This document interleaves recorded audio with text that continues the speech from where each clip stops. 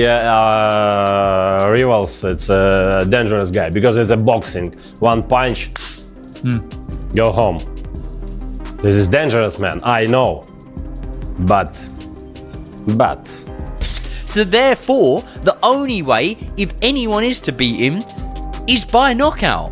And this isn't Floyd Mayweather boxing at 147 pounds and probably being in the ring at 155, maybe something like that. This is Oleksandr Usyk. Number 2 in these defenses. Yeah. Fury perceived number 1. AJ at the time 1. Dubois number 2. He's taken like, all right, who's the next in line? All right, I'm fighting him.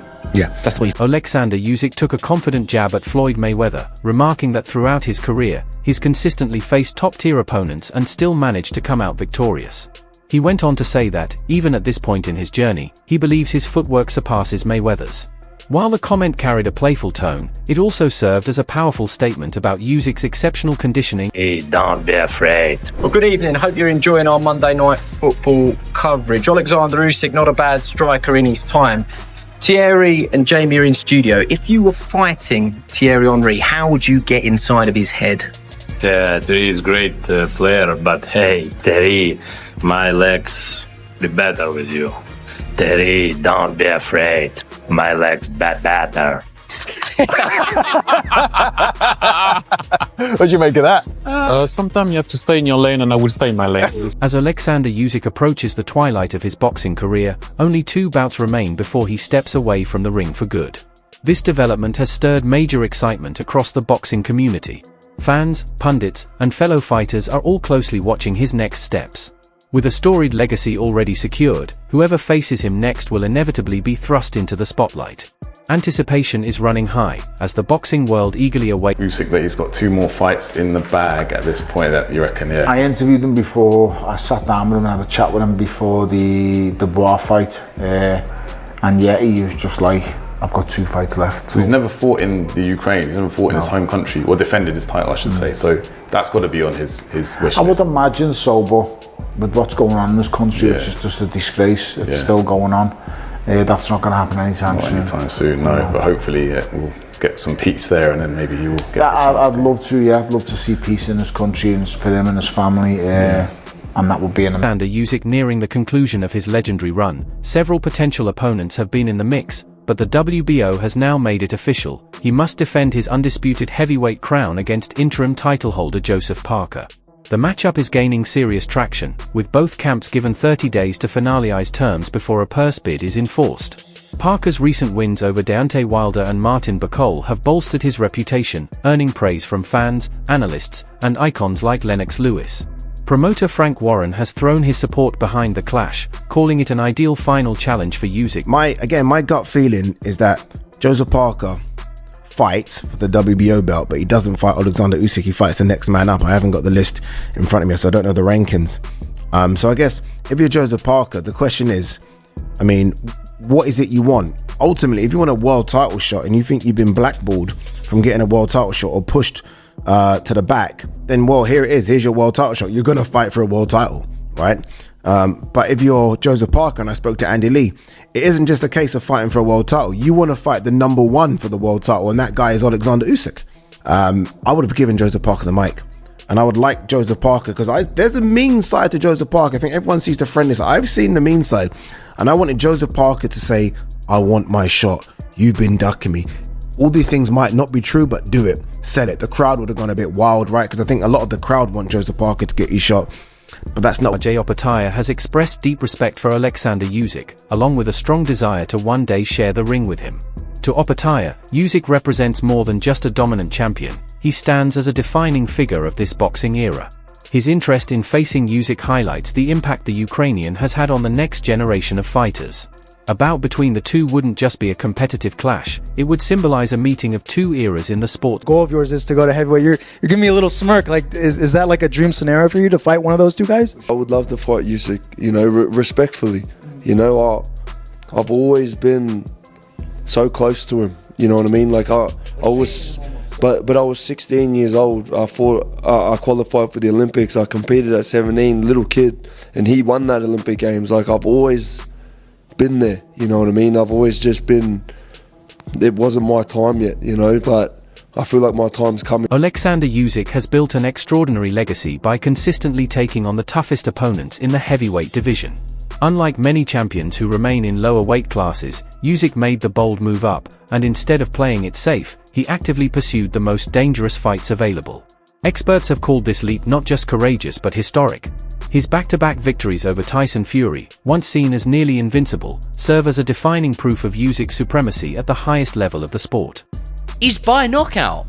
And this isn't Floyd Mayweather boxing at 147 pounds and probably being in the ring at 155, maybe something like that. This is Oleksandr Usyk, who is fighting big men, sometimes giving up 40-pound weight advantages. And unfortunately, that does mean that if Oleksandr Usyk goes on for 4, 5, 6 more fights, of course, he is going to be defeated, in my opinion.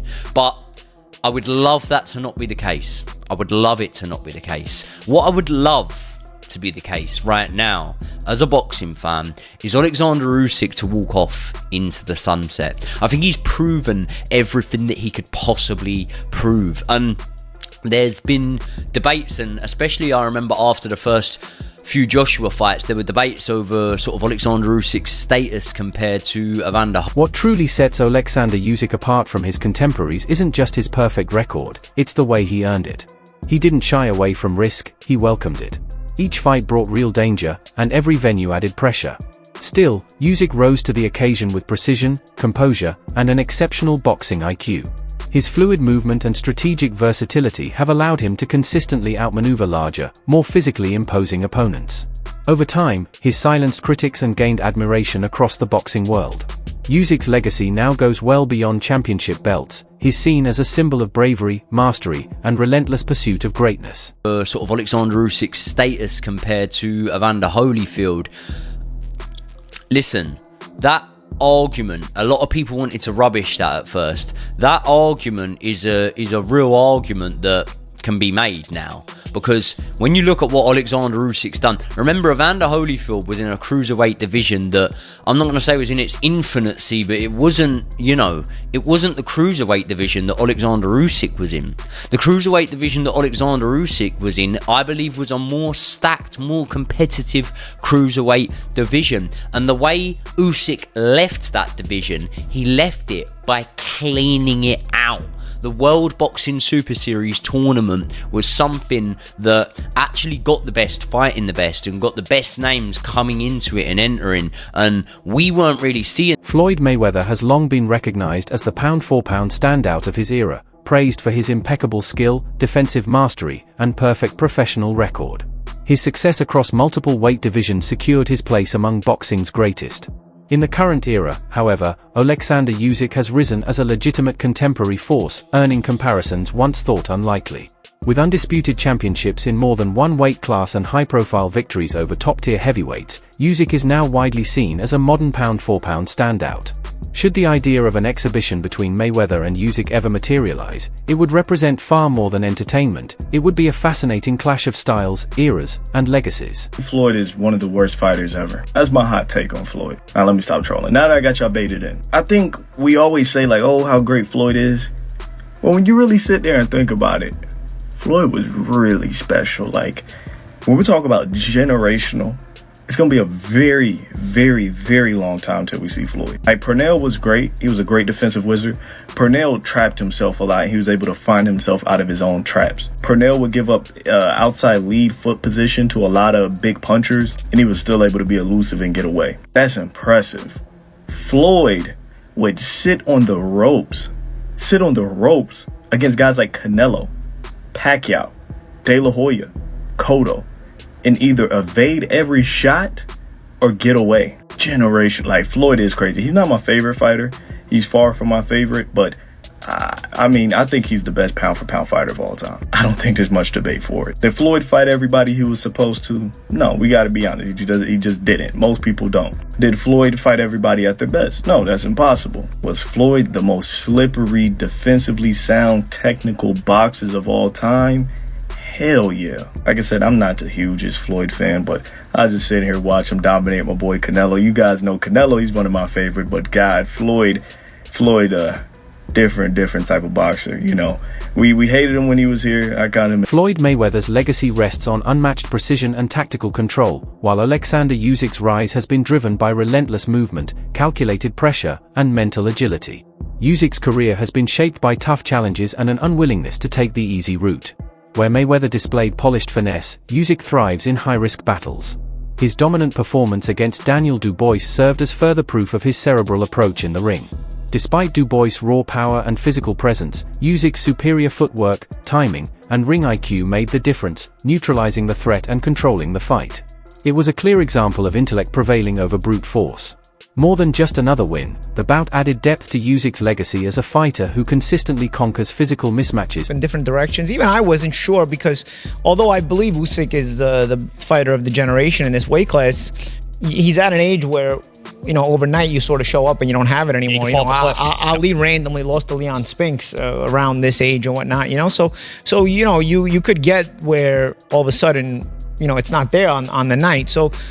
And you know, you had heavyweights takes 1 second, one split second, you're off. Yeah, exactly. And you also had a very motivated Dubois to add to that second. You know, who's a very powerful puncher and has sort of this bully mentality when he gets you in an uncomfortable position. But you know, Usyk, you know, flawless performance technically. You know, stepping out to that weak side consistently, mixing up the jabs, making things uncomfortable for Dubois rhythm-wise.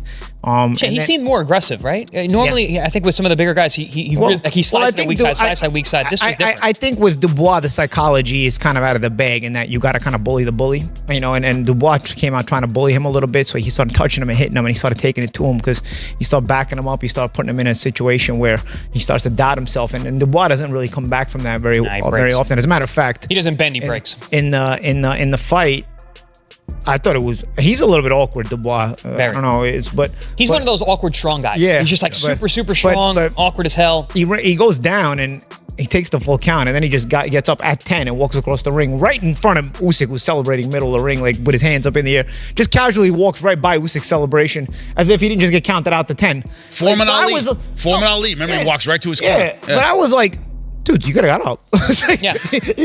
You waited to 10, and then he was a beaten man. You waited to 10, and then not only you get up, you don't even have the presence of mind to realize, like, I'm walking right into the picture where he's celebrating. But Paulie, he was a beaten man before the first knockdown. You saw his spirit leave his body. Not as if he's dying. I mean, his fighting spirit just completely leave his body. And we've seen that before. It happened the last time, and a lot of people were asking me during fight week. They're like, "Hey, man, Dubois looks really good. What do you think?" I'm like, "It doesn't matter." Turki Alalshikh has emerged as a pivotal figure in today's boxing landscape, playing a key role in making blockbuster fights a reality. His growing influence has fueled speculation around dream matchups, some even imagining the unlikely return of Floyd Mayweather to face Oleksandr Usyk. While such a bout remains far-fetched, the sway of powerful promoters like Alalshikh can't be overlooked. With a reputation for orchestrating massive events and the connections to back it up, Turki Alalshikh might be the only billionaire I truly like. Don't get me wrong, if you're a billionaire, you're probably hiding some pretty shady stuff, not gonna lie. But this dude is a G. If you know, you know. This guy is a huge combat sports fan. Mostly boxing. This guy does everything he can to try and create the best boxing events in the world. Dude uses his money for the power of good by creating the most testosterone, aura-filled boxing matches imaginable. And after, it seems like forever, months, maybe even years of him trying to get Canelo Alvarez to fight Terrence Crawford, he finally penciled it in. He got it done a couple months ago. Here's why I'm making this video. Turki Alalshikh, I fucking love this guy. If either one of these two guys win by knockout, he's going to give out a huge bonus to him. It's important to note that this isn't going to be like a $50,000 bonus that they have in the UFC. We're talking Saudi oil money.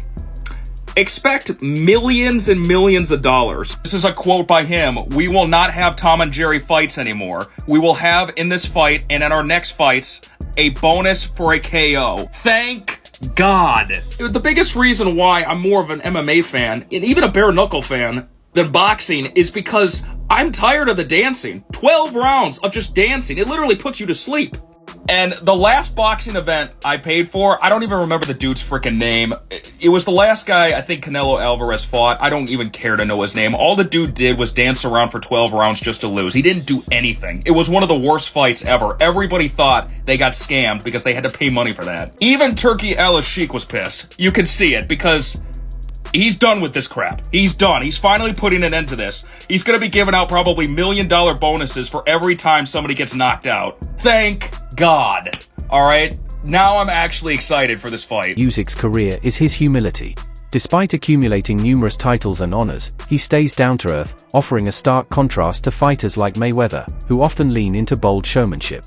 Both fans and experts admire Usyk's grounded nature, viewing it as a sign of genuine respect for the sport, his rivals, and the audience.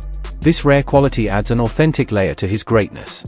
When Derek Chisora compared Usyk to Muhammad Ali, he was recognizing a unique combination of skill and style.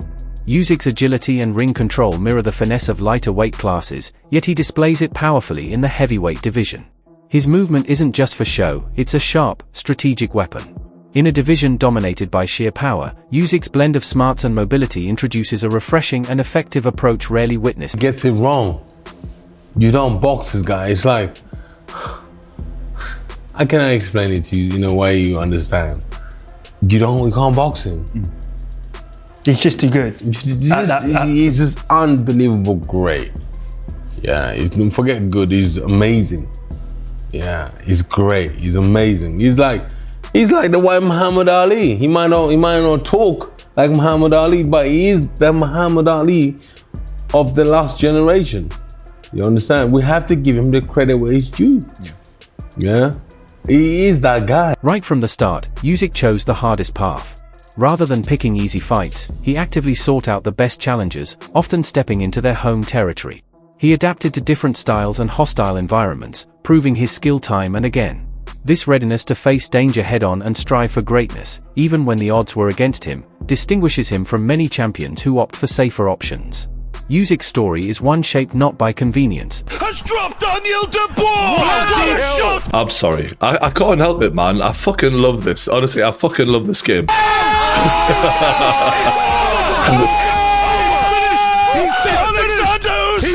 What a performance! And is he gonna quit? He's missed it! It's over! It's over! Impossible time! Fuck me.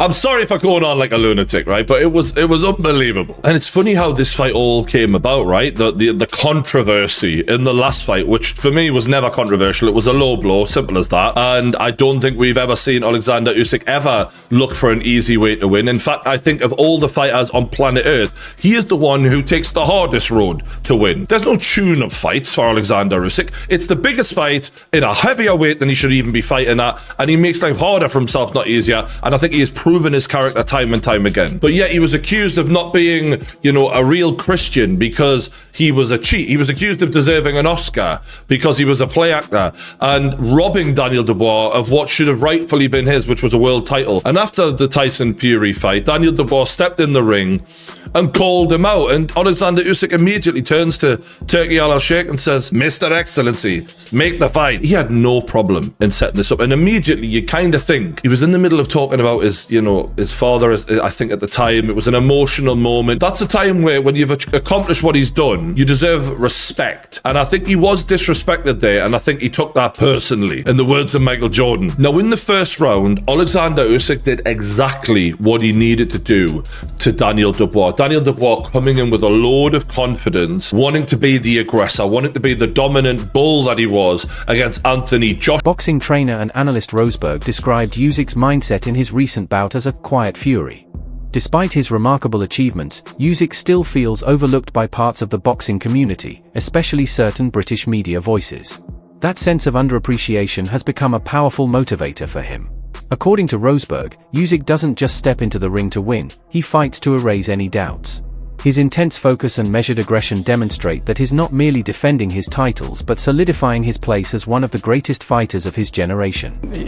I think he went out there with bad intentions, didn't he? I think he was on a mission to prove that, 38 isn't old yet. And I was talking to some other guys, including Richie Woodall, and saying that, he's gotten better. If you look at his last 3 fights, the first Fury fight, second Fury fight, and this one, each one has gotten better, more dominating each time. So, age is a number, I guess. When you're in the gym all the time, it takes a long time to age. When we spoke on Thursday, I could tell you were genuinely confident, but did you believe it could be so early and so conclusive? No, I'd be lying to you if I said that. You know, I mean, no. I thought it could be dominating. I thought he was doing the things that I think Dubois did, what I expected him to do, and Usyk did what I expected. That wraps up today's video.